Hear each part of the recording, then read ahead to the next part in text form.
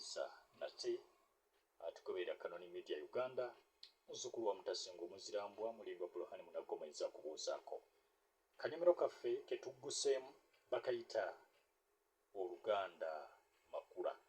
Oluganda Makula tujja kuba tutunuulira obutabo obw'enjawulo nga tuyiga obutabo obanga tunyumirwa obutabo bwaffe obw'olulimi Oluganda. Yonna gye musinzira okubeera nga mutugoberera emabegakaawo muganda wange Yozefu Kasokampanga yasabukulula akatabo akayitibwa Tokiya Ngonge Ento. Olugero olugamba Tokiya Ngonge Ento bwekula ojambalako eddiba. Nolwekyo buli wasanda ajja kubeera nga abayisa mu katabo ako akayitibwa Tokiya Ngonge Ento oba Tokiya Ngonge Ento.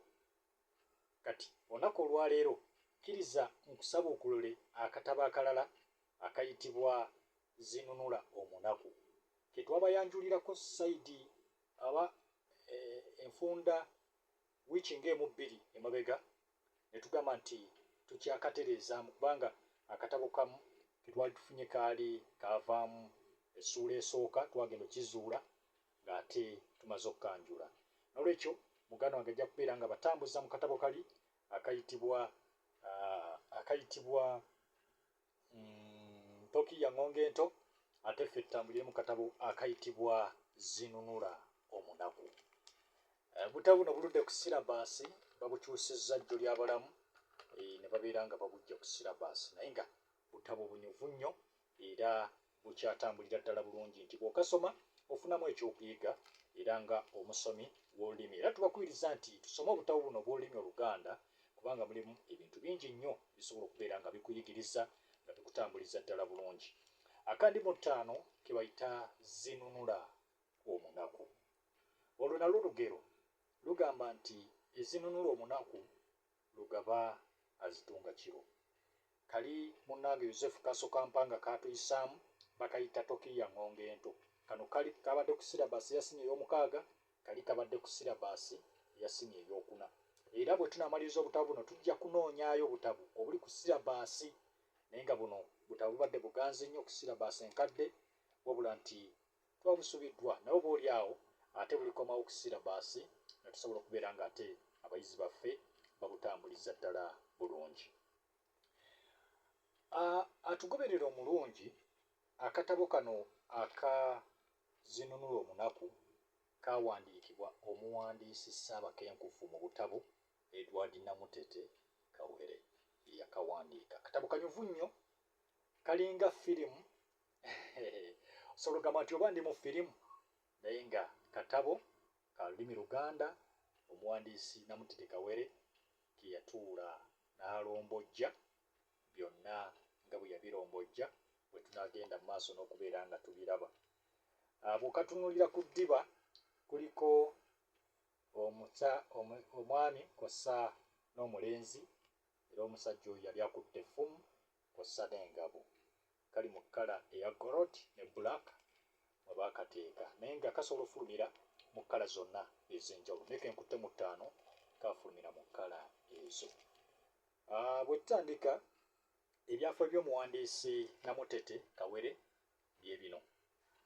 Edward Namutete Kawere yazaalibwa e Najjeera mu mwaka gwa 1920. Yasoma Kira Namugongo era n'Ensambya omwana wattu nawe yasomerayo ko. Ono nno yamalira e Makerere University. E Makerere yavaayo n'agenda e Bulaaya yo nno n'asoma amasomo ag'enjawulo.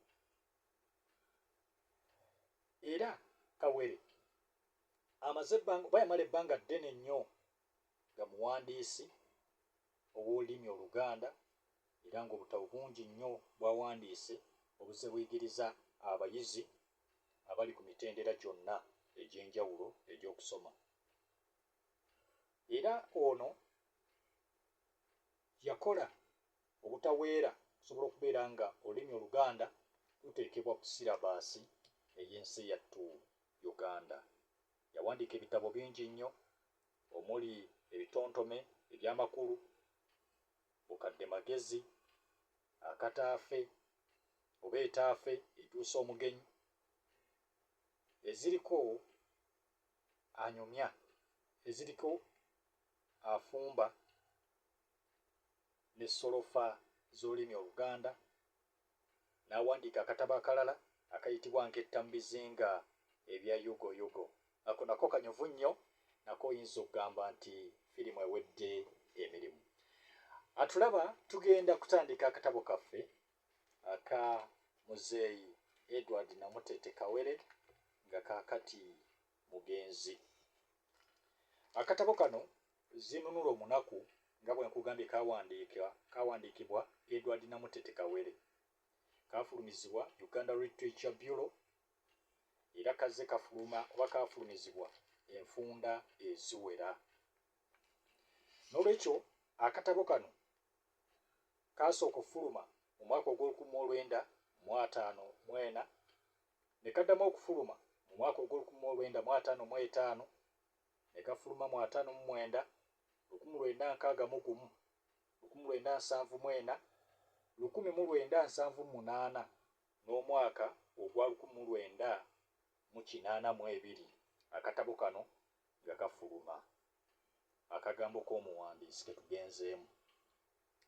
Akagambo k'omuwandiisi kagamba bwe kati: abasomi bangi abazinunula omunaku bulijjo beebuuza ko omunaku gye yadda, era n'abamu ne beeraliikirira nti osanga yafa atyo bwezinge oba bumbula, n'alyoka ayabulira obulamu bw'ensi. Abamu bwe baakirowoozanga, ebigambo ebirabika nga bizibu ku bato n'abalala abatamanyi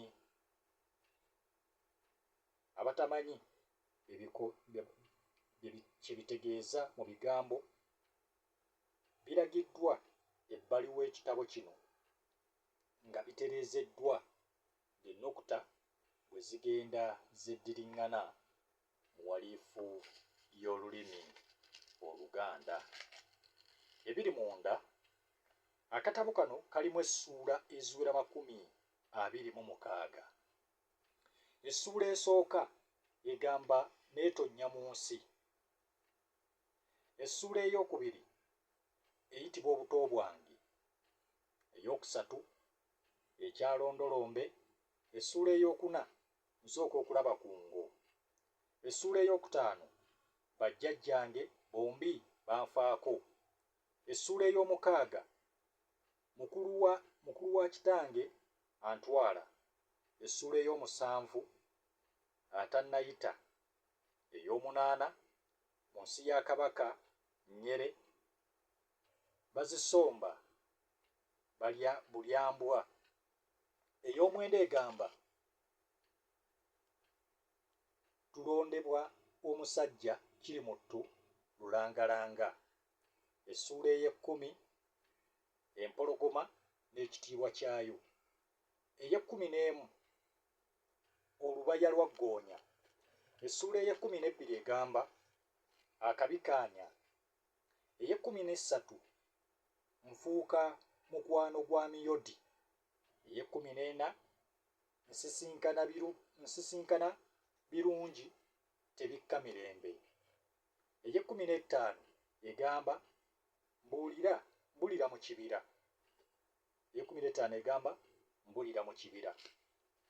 Essuula ey'ekkumi-n'omukaaga malangajja. Ey'ekkumi-n'omusanvu kakyalya nnenukira. Ey'ekkumi-n'omunaana egamba akataafe olukwe olwasooka. Ey'ekkumi-n'omwenda mpalappalanya ng'atatte mukago oguliko omuseesa. Ate essuula ey'amakumi-abiri ebibala by'omukago akutwala ekiru. Ey'abiri-mu-emu gy'otega amaggwa. Ey'abiri-mu-ebbiri egamba ekijja omanyi. Ey'abiri-mu-essatu n'egamba ekikozza omulima. eya 24 essuula egamba ntegeka ennwana yaffe. eya 25 egamba okulumba n'okutala okwawankula. Essuula esembayo egamba omwana muwala mirembe. Ebigambo omwana muwala mirembe ze ssuula zaffe 26 ze tugenda okulaba mu katabo kaffe akayitibwa Zinunula Omunaku. Awo wennyini we tugenda okuwummulira tukomewo mu ssuula yaffe esooka mu katabo kano akayitibwa Zinunula Omunaku eyitibwa Neetonnya mu nsi. Nkolamu katono bwe nti tovaawo.